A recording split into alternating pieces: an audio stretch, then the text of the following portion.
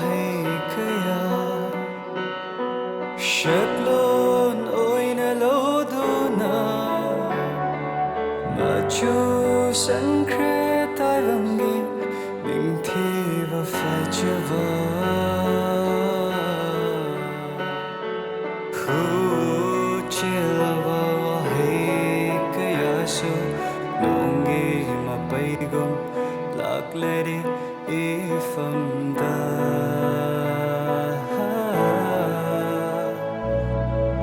lon thok de ba mel du kunjil thok de ba wa kzu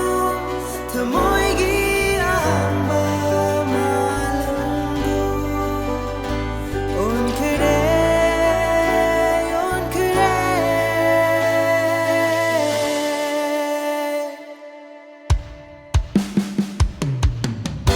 Panay dawa turil gi